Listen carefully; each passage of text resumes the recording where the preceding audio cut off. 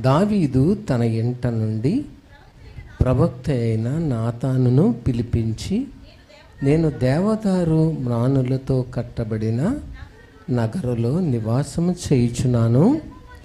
యెహోవా నిబంధన మందసము తెరల చాటున నున్నదని చెప్పగా, నాతాను, దేవుడు నీకు తోడై ఉన్నారు, చేయమనెను అనెను.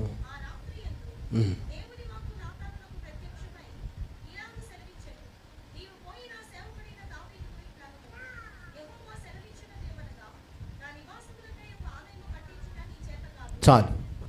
మనం దేవునితో కాంటాక్ట్ కలిగి ఉండడానికి మన మంచితనం, మన డబ్బులు, మన ఆస్తి అంతస్తులు, మన అంద సౌందర్యాలు పనిచేయవు. మన చదువులు, ఉద్యోగాలు, మన పేదరికం లేక మిడిల్ క్లాస్ పరిస్థితి పనిచేయదు. మరి ఏంటండి అంటే, దేవునితో కాంటాక్ట్ అవ్వడం అనేది ఇది కొంచెం కష్టతరమైనది. ఎందుకంటే మనం కాంటాక్ట్ అవ్వగలం. ఒక వాహనం ఎంత స్పీడ్గా వెళుతుందో దానికి ఎదురుగా కూడా అంతే వేగంతో వ్యతిరేకమైన గాలి కూడా ఒకటి వీస్తూ ఉంది అనేది మనం తెలుసుకోవాలి. మనం ఎంత వేగంగా దేవునితో కాంటాక్ట్ అవి ఉండాలనుకుంటున్నామో అంతే వేగంగా అపవాది కూడా మనల్ని అంతగా వెనుకకు నెట్టడానికే ప్రయత్నము చేయును. కాబట్టి అందుకనే దేవునితో కాంటాక్ట్ అయ్యి బ్రతకాలి. దేవునితో కాంటాక్ట్ అయి బ్రతకడం అనేది చాలా అవసరం. అది లేని ఎడల నాకు వేరుగా ఉండి మీరేమీ చేయలేరు అని దేవుని వాక్యం చెప్తుంది. కాబట్టి ఇప్పుడు ప్రతి వ్యక్తి దేవునితో కాంటాక్ట్ కావాలి అంటే మనలో ఒక నిబంధన లేక ప్రామిస్ అనేది చాలా అవసరం. ఆ ప్రామిస్ చేసుకున్నాక అది ప్రతి దినము పదిలంగా ఉందా లేదా, ఆ ప్రామిస్కు తగినట్టుగా ఈ దేహము, ఈ మనస్సు పనిచేస్తున్నాయా లేదా చూసుకోవాలి. కారు నడుపుతాం అనేది గొప్పదగా అనుకోకూడదు. కారు నడపాలి, దాన్ని సరిగ్గా నడపాలి. నడుపుతూ కూడా దానిలో కూలింట్ ఉందా, ఇంజిన్లో ఇంజిన్ ఆయిల్ ఉందా లేదా అన్నీ కూడా చూసుకోవాల్సిన బాధ్యత నడిపే వారి మీద ఉంది. అది చూసుకోకపోతే, ఇంజిన్ ఆయిల్ చూసుకోకపోతే ఇంజిన్ ఏమవుతుంది, హీట్ ఎక్కిపోతుంది. హీట్ ఎక్కిపోతే పెద్ద పనే పెడుతుంది. కాబట్టి అలాంటి పరిస్థితులన్నీ చూసుకోవాలి. మనలో ప్రతి ఒక్కరము దేవునితో కాంటాక్ట్ అయి ఉండాలి. ఆ కాంటాక్ట్ అయి ఉండడానికి మనలో ఒక నిబంధన అనేది ఎంతో అవసరం. నిబంధన కావాలి. మీలో ఎంతమంది నిబంధన చేసుకుంటున్నారు? నిబంధన చాలా ఇబ్బందికరంగా ఉందా మనకి? నిబంధన చేసుకోకపోతే మనం దేవునితో కాంటాక్ట్ అయి ఉండలేం. నిబంధన, ఒక తలుపు ఒక ద్వారబంధానికి బిగించిన తర్వాత అది మనం ఎన్నిసార్లు వేసినా అదే పరిమాణంలో తిరుగుతూ ఉంటుంది, కానీ ఒక నూలు ఇటు అటు ఏమవుదో జరగదు. అంటే అది దానికేసి బిగించబడమే దాని యొక్క ఏమిటది, నిబంధన. దాని యొక్క నిబంధన అది అంతవరకే వచ్చుద్ది, అంతవరకే మళ్ళీ వెళ్ళిపోతూ ఉంటుంది. అది దాని యొక్క నిబంధన. మనం కూడా ఒక నిబంధన చేసుకోవాలి. ఒక నిబంధన, తల్లి గర్భములో కంటికి కనబడనంత స్థానములో ఏర్పడిన ఈ గుండె, ఈ తల ముందు ఏర్పడతాయి. అవి నెమ్మదిగా వృద్ధి చెందుతూ తమ వెనకున్న వాటన్నిటినీ కూడా ఏం చేసుకుంది, అది వృద్ధి చేసుకుని ఈరోజు ఒక మనిషి రూపంగా నిలబెట్టింది. అది అభివృద్ధి చెందుతూ చుట్టూ ఉన్న అవయవాలన్నింటినీ అభివృద్ధి చేసింది. ఆ గుండె ముందు పుట్టేది గుండె, తల. ఇలాంటి పరిస్థితుల్లో ప్రతి వ్యక్తి ప్రామిస్ చేసుకోవాలి. ఆదివారం నేను ఎటు వెళ్ళకూడదు, దేవుని సన్నిధిలో గడపాలి, ప్రామిస్. నేను తప్పిపోకూడదు, ప్రామిస్. నేను తప్పిపోతే నా పరిస్థితి తారుమారు అవుతుంది, ప్రామిస్. నేను తప్పిపోతే అది నాకు నష్టం కలుగుతుంది. ప్రామిస్ చేసుకోవాలి. ప్రతి సంవత్సరం రిట్రీట్లో మనం పాల్గొవాలి. మనకు రిట్రీట్ కూటాలు వస్తున్నాయి, పాల్గొవాలి. రిట్రీట్లో పాల్గొంటే మూయబడిన కొన్ని సంవత్సరాల నుంచి మూయబడిన డోర్స్ ఏమవుతాయి? ఓపెన్ అవుతాయి. మూయబడిన డోర్లు ఓపెన్ అవుతాయి. నాకు తెలీదు, ఒక ఆమెకున్న విశ్వాసమును గురించి చెప్తున్నాను. మన సబ్ సెంటర్లో ఒక సహోదరి, ఆమె ఒక యవనస్తురాలే, ఆమెకి పాప బాబు. అయితే ఆమె చేసే పని ఏమిటో నేను చెప్తాను.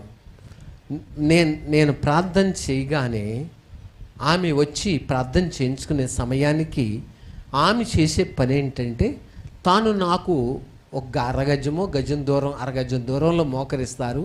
మోకరించి నేను ఎంత దూరమన్నా అంత దూరము తన కుడి చేతిని నా పాదం మీద పెడతారు. వినబడుతుందా మీకు? మొదట్లో నేను అనుకున్నాను, ఎందుకమ్మా అంత పరిస్థితి వద్దు ఏంటి అని అనుకునే పరిస్థితి నాలో ఉండింది. కానీ ఆమెకు అదొక అలవాటుగా చేసుకున్నారు. ఆమె మోకరించడం, తన చెయ్యి నా పాదం మీద పెట్టకుండా ఇప్పటికీ ఆమె ప్రార్థన చేయించుకోలేదు. అసలు ఏ తొందర లేకుండా ముందు పాదం మీద పెట్టాల్సిందే ఆ అమ్మాయి. సరే, ఒకవేళ అలా చేస్తే ఎలా ఉంటుంది అని మనకు అనిపిస్తుంది. కానీ ఆమె కుమార్తె 10th క్లాస్లో మంచి మార్కులు గ్రేడ్ వచ్చింది. విజయనగరమో శ్రీకాకుళంలో IIITలో సీట్ వచ్చింది, అక్కడ చదువుతుంది. తన కుమారుడు బీటెక్లో సీట్ రాని పరిస్థితి వచ్చింది. అద్భుతకరంగా లాస్ట్ మినిట్లో సీట్ వచ్చింది. తర్వాత బీటెక్ అయిపోయింది. 250 మందో 350 మందో అది అబ్బాయి చెప్పాడు. అంతమంది ఉన్న స్టూడెంట్స్లో కంపెనీ వస్తే 2 సెలెక్ట్ అయ్యారట. ఆ 2లో ఈ అబ్బాయి ఒకటంట. అంటే తాను తగ్గించుకుని ప్రార్థన చేయించుకునే విధానంలో తాను దీనురాలు అవడం వలన పెంటకుప్పల నుండి నుల పైకి లేపో ప్రభుడవు నీవే. పెంటకుప్పల నుండి దీనుల పైకి లేపో ప్రభుడవు నీవే. గర్వమనసి గద్దెలు దింపి గనులనైనా మేపవగది. గర్వమనసి గద్దెలు దింపి గనులనైనా మేపవగది. రేయి పగలు పద సేవే జీవదాయక చేయుట మేలు. సాటిలేని ఉడనీవే నాదు కోట కొండయు నీవే. చాలు, తనకి ఇల్లు లేదు, కానీ తాను ఇలా చేయటము తనకిష్టమైన పనిగా హృదయపూర్వకంగా మనసారా అలా లోబడి ఆ విధంగా ఉండడం తనకిష్టం కాబోలు దేవుడు ఒక ఇళ్ల స్థలాన్ని ఇచ్చారు. మందిరము దగ్గరలో ఒక ఇళ్ల స్థలాన్ని ఇచ్చి, ఇల్లు కట్టలేము, మా దగ్గర రూపాయి లేదు అనే వాళ్ళ చేతనే దేవుడు ఒక మంచి డబుల్ బెడ్రూమ్ ఇల్లు కూడా కట్టించారు. కట్టించడమే కాకుండా దానికి గవర్నమెంట్ ఏం చేసిందంటే కొన్ని లక్షలు ఏదో లోన్ ఇస్తుందిగా, కట్టాక ఇవ్వము అనే పరిస్థితి ఒకటి వస్తే ప్రార్థన చేశాం. వాళ్ళు ఒకటే చెప్పారట,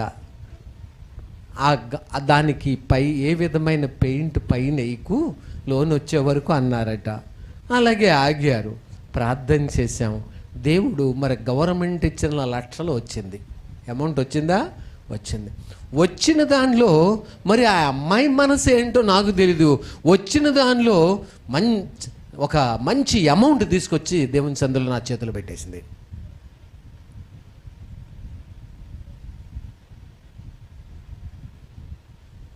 స్తుతి చేసి నే పాడనా, స్తోత్ర గీతం భజించి నే పొగడనా, స్తుతి చేసి నే పాడనా. హల్లెలూయా హల్లెలూయా హల్లెలూయా హల్లెలూయా హల్లెలూయా హల్లెలూయా హల్లెలూయా హల్లెలూయా. స్తుతి చేసి నే పాడనా,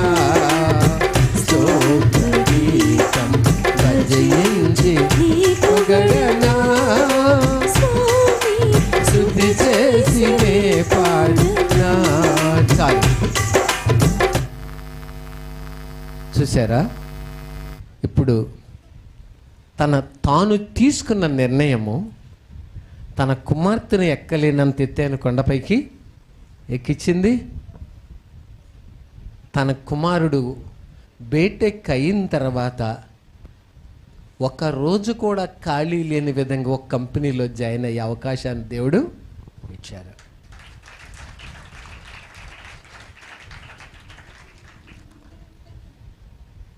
దేవుని సన్నిధికి వచ్చుట ఘనమైనదనియు, దేవుని సన్నిధిలో అడుగుపెట్టుట విలువైనదనియు, అది మహోన్నతమైనదనియు, దేవుని సన్నిధికి వచ్చి వాక్యం వినుట నాకు నా సంతతికి ఆశీర్వాదమనియు, దేవుని సన్నిధిలో పరిచర్య చేయుట గొప్ప భాగ్యమనియు, దేవుని సన్నిధిలో కూర్చునుట దేవుడు నాకు ఇచ్చిన భాగ్యమని ఘనమైనదిగా, విలువైనదిగా, మహోన్నతమైనదిగా, మనోహరమైనదిగా ఎంచుకుంటే వాళ్ళ లైఫ్ను కూడా దేవుడు అలాగే దీవిస్తారు. అందరూ కూర్చున్నారు, నేను కూర్చున్నాను, గడపాలి కాబట్టి గడిపాను అని లైట్గా తీసుకున్న వాళ్ళ లైఫ్ అంతా ఎలా అయిపోతుంది? లైటే అయిపోయింది. కానీ విలువైనది, అది మనోహరమైనది, ఘనమైనది ఆమె తీసుకున్న నిర్ణయము ఆమె కుటుంబాన్ని ఈ రోజున ఒక మంచి స్థానంలో ఏం చేసింది? ఉంచింది. మంచిగా గనురాలు కుమారుడి పరిస్థితి విషమించింది. ఆ బిడ్డను గారూములోనే పెట్టారామె. గాడిదను త్వరగా తోలికుని పోయి కరిమెలి పర్వతమైన దైవజనుడి దగ్గరికి వెళ్ళి చేతులు కట్టుకుని ఉంచాల.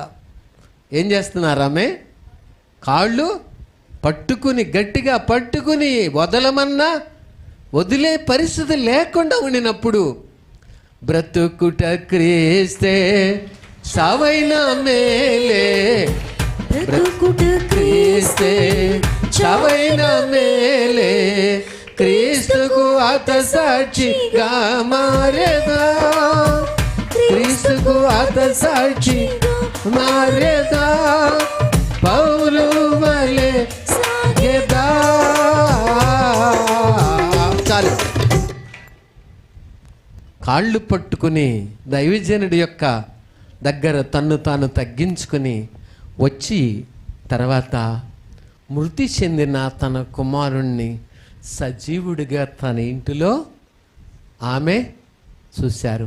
అంటే తగ్గించుకున్న ఆమె లైఫ్లో మృతి నొందిక బిడ్డ లేరు అనుకున్న ఆమె జీవితంలో చీకటి కమ్మి గాఢాంధకారము కమ్మిన ఆమె కుటుంబము ఒక్కసారి లెమ్ము తేజ రిల్లుము నీకు వెలుగు వాచి యునాది, లెమ్ము వెలుగు వాచి యునాది, యెహోవా మహిమ నీపై, యెహోవా మహిమ నీపై ప్రకాశముగా నుదయించే, ప్రకాశముగా నుదయించే, తేజరిల్లుము నీకు వెలుగు వాచి యునాది. చాలు. మొదట ఒక శతాధిపతి వచ్చారు. తనతో పాటు 50 మందిని తీసుకొచ్చారు. దైవజనుడా, రాజు నిన్ను దిగిరమ్మంటున్నారు అన్నారు. నేను దైవజనుడైతే ఆకాశం నుండి అగ్ని దిగి నిన్నును 50 మందిని దహించుడుగాక అన్నారు. మరొక శతాధిపతి వచ్చారు. ఆయన తన 50 మంది వచ్చారు. వచ్చి దైవజనుడా, రాజు నిన్ను దిగిరమ్మంటున్నారు అన్నారు. అంటే నేను దైవజనుడైతే ఆకాశం నుండి అగ్ని దిగి నిన్ను నీతో కూడా ఉన్న వాళ్ళని కాల్చివేయునుగాక అన్నారు. వాళ్ళు స్మాష్ అయిపోయారు. కానీ ఇంకొక శతాధిపతి వచ్చారు.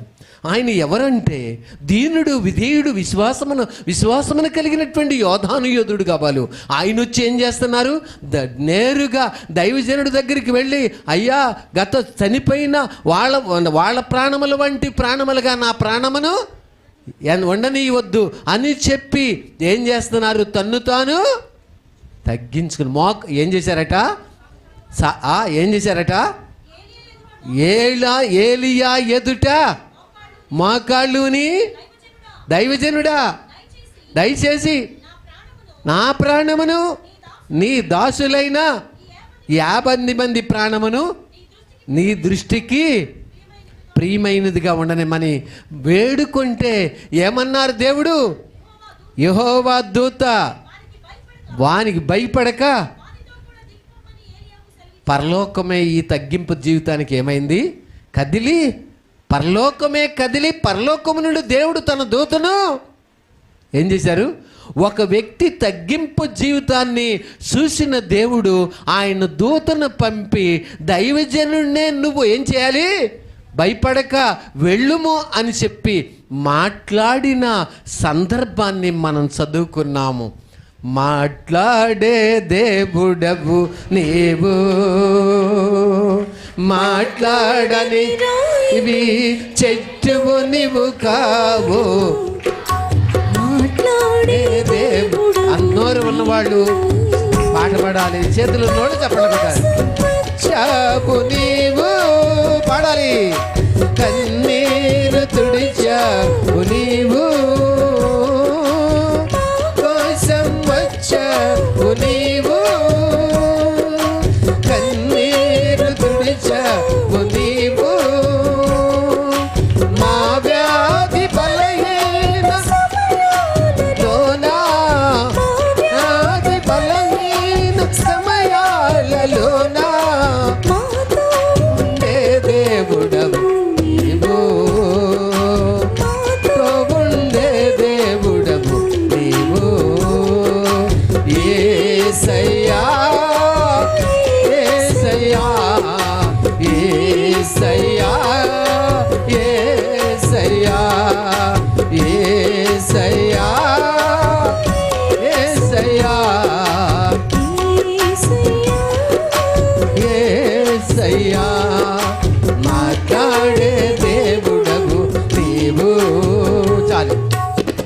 మన చర్చిలో మన సహోదరి ఒక అమ్మాయి ఉండేవారు.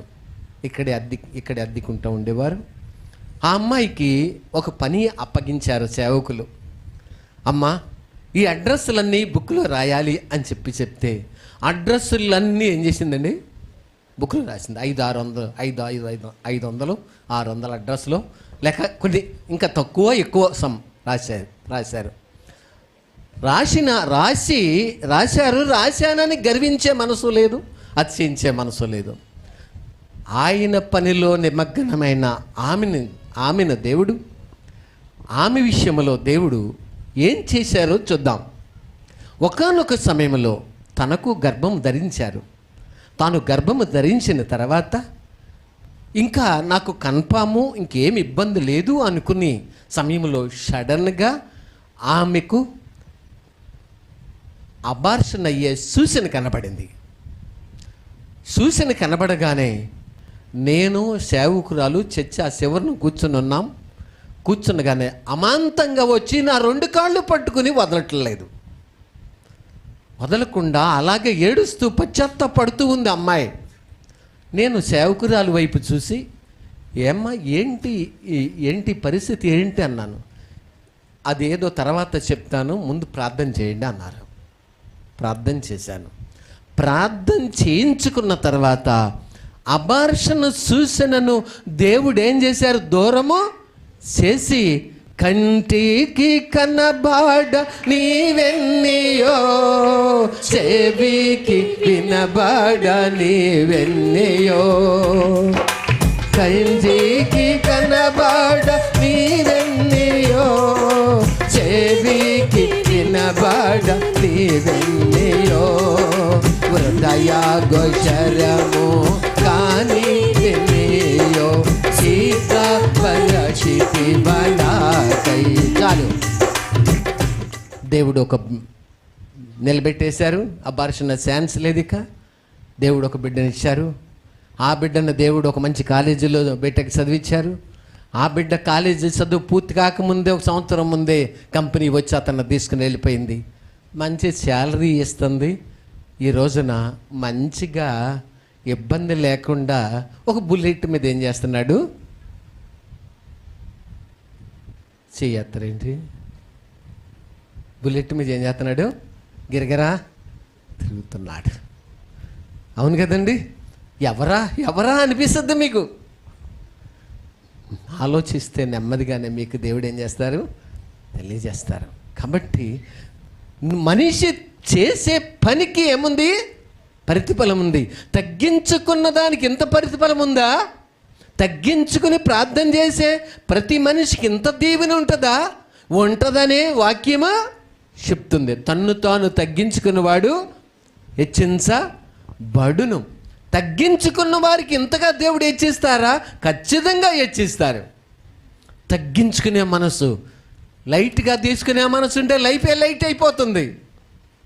గర్వంగా ఫీల్ అయితే లైఫే అహంకారంగా మారిపోతుంది. లైఫ్లో పరిస్థితులన్నీ తారుమారైపోతున్నాయి. దేవుని సేవకులు పిల్లలు కనబడుతున్న వందనాలు చెప్పే మనసు కూడా కోల్పోయిన మనుషులు, వాళ్ళ లైఫ్ కూడా అలాగే మారిపోతుంది. వందనాలు చెప్పే మనసే లేదు. లేక తోటి వ్యక్తికి వందనాలు చెప్పి తగ్గించుకునే మనసే లేదు. వాళ్ళ లైఫ్ కూడా అలాగే మారిపోతుంది. ఎందుకంటే వాళ్ళు నిర్ణయించిందే, నువ్వు చేసిన దానికే నీకు ఏమొస్తుంది? ప్రతిఫలం వస్తుంది. నువ్వు అలా స్థలభిస్తుతనంగా ఉండాలనుకున్నావా? నీ ప్రతిఫలం నీకు అలాగే దేవుడు కొలిసించారు. దీనురాలుగా విధేయురాలుగా ఉండాలనుకున్నావా? నీ ప్రతిఫలం దేవుడు నీకే ఇస్తారు. అమ్మా, నా వల్ల నీకు ఏం కావాలి? సేవకులు ఏమడుగుతున్నారు? నా వల్ల నీకు ఏం కావాలి? ఆమె తగ్గింపు జీవితము, ఆమె తగ్గించుకునే మనస్సు దేవుని సేవకులు ప్రేమను పొందే మనసుగా సిద్ధం చేసింది. దేవుని బిడ్డలారా, ఈ రోజున మనలో చాలామంది, ఇటు సావాసమునకు వచ్చుతున్న మనలో చాలామంది ఎన్నో మేలులు చూసి ఉన్నారు. రేపు డెలివరీ అవుతుందనంగా కూడా ఆ అమ్మాయి, నేను అంటాను, అమ్మ మోకరించొద్దు, మీరు కొంచెం వెయిట్గా ఉంటారు కదా అనే మనసుతో వద్దు, నిలబడంటే ఈ పిల్లలు, ప్రెగ్నెంట్తో ఉన్న ఈ పిల్లలు రేపు డెలివరీ అవుతారు అనంగా కూడా మోకరించి ఏం చేయించుకుంటారండి? ప్రార్థన చేయించుకుంటారు. దేవుడు అట్టి వారికి ప్రీ డెలివరీ ఇవ్వడం అనేది చూస్తున్నాం.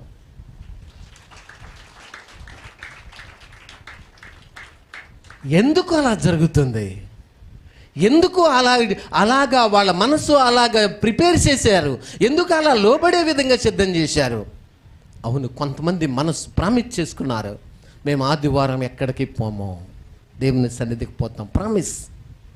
వాళ్ళ నిబంధనలో నిలిచి ఉంటే దేవుడు మన కొరకు సిద్ధం చేసినవి దేవుడు మన ముందుకు తీసుకుని వస్తారు, మన ముందుకు తీసుకొస్తారు. అందుకని మన నిబంధనలో మనం నిలిచి ఉండాలి. అందుకని ప్రామిస్ చేసుకోవాలి. ప్రతి వ్యక్తి ప్రామిస్ చేసుకోవాలి, ప్రభా ఆదివారం తప్పిపోకూడదు, దేవుని సన్నిధికి వెళ్ళే నియామక సమయాల్ని తప్పిపోను అని నిబంధన చేసుకుంటే రహస్యమందు చూచుచున్న తండ్రి మనకు ప్రతిఫలము ఇస్తారు. ఎందుకంటే ప్రామిస్ అనేది మనకు అందుకు అవసరం. దేవునితో కాంటాక్ట్ ప్రామిస్ చేసుకోవాలి. ఆదివారమే మన ఫంక్షన్లకి వెళితే మన లైఫ్లో తోక కట్ చేస్తారు దేవుడు. మన పరిస్థితులన్నీ తారుమారైపోతాయి. అందుకనే ఇశ్రాయేలీలను దేవుడు ఎందుకు 7 సంవత్సరాలు మిద్యానీయుల చేతికి అప్పగించారు? మిద్యానీయులు వాళ్ళని ఎందుకు చితగ్గొట్టి నలగొట్టి వాళ్ళు మిక్కిలి హీన దశకు వచ్చే వరకు ఏం చేశారంటే వాళ్ళని చితగొట్టేశారు. ఇశ్రాయేలులే. ఎందుకు ఈయన దశకు వచ్చారు? దేవుని మాట వినడం లేదు. దీవెన ఎక్కువయ్యాక మనిషి తిరుగుబాటు చేస్తున్నాడు. దీవెన ఎక్కువయ్యాక మనిషి ఏం చేస్తున్నాడు? మాట వినే మనసు కోల్పోతున్నాడు. డబ్బు ఎక్కువైపోతుంది, మనిషి మాట వినే మనసు కూడా తక్కువైపోతుంది. డబ్బు ఎక్కువైన కొలది దేవుని చిత్తం చేసే మనసు పోయి స్వచిత్తం చేసే మనసు వచ్చి దేవుని దీవెన కోల్పోతున్నారు. ఇంకంతా స్వచిత్తమే. ఇంట్లో నుంచి మనిషి బయటకు వస్తే ఎదురు రావాలి ఎవరో ఒకళ్ళు. ఇంట్లో నుంచి బయటికి వెళ్ళేటప్పుడు సృష్టికర్తకు ప్రార్థన చేసుకునే మనసు భయం ఉందా? అదేమి లేదు. బయటికి వెళ్ళినా ప్రార్థన, వెళ్ళేటప్పుడు ప్రార్థన, లోపలికి వచ్చేటప్పుడు ప్రార్థన, ఏ పని చేయాలన్నా ప్రార్థన. ఇలాంటి మనసు ఉందా? లేదు. అంతా స్వచ్ఛతమే. కనీసం ప్రార్థన, దేవుని భయము వాళ్ళ మనస్సులో కంటికి కనబడదు. కాబట్టి దేవుని బిడ్డలారా, ఇశ్రాయేలుని దేవుడు 7 సంవత్సరాలు హీన దశకు 7 సంవత్సరాలు మిద్యానీయులకు అప్పగిస్తే వాళ్ళు హీన దశకు వచ్చే వరకు నలగొట్టేశారు. వాళ్ళకి జీవన సాధనమైనది ఏమీ లేకుండా మొత్తం ఏం చేసేవాళ్ళట? తుడుచుకుని పోయినారు. ఎందుకని? దేవుడి దృష్టికి ఇశ్రాయేలులు ఏమయ్యారట? దోషులైనందున. ఆదివారం ప్రార్థన రారు.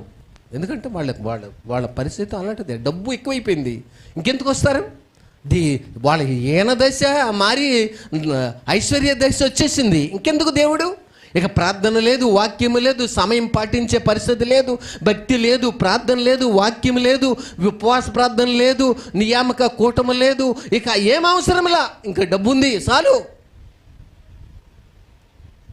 పెంట కుప్పల నుండి దీనుల లేపు ప్రభుడవు నీవే. పెంట కుప్పల నుండి దీనుల పైకి లేపు ప్రభుడవు నీవే. గర్వమణచి గద్దెలు దీపే ధనులైనా మేపబగది. గర్వమణచి గద్దెలు దీపే ధనులైనా మేపబగది. రేయి పగలు నీ పద సేవే జీవదాయక యుగమేలో సాటివేని దేవుడనేవే. నాదు కోట కొండయు నీవే. చాలు. కొంతమంది తెలిసి హీన దశకు వస్తారు, కొంతమంది తెలియకయే ఐశ్వర్య దశకి వెళ్తారు.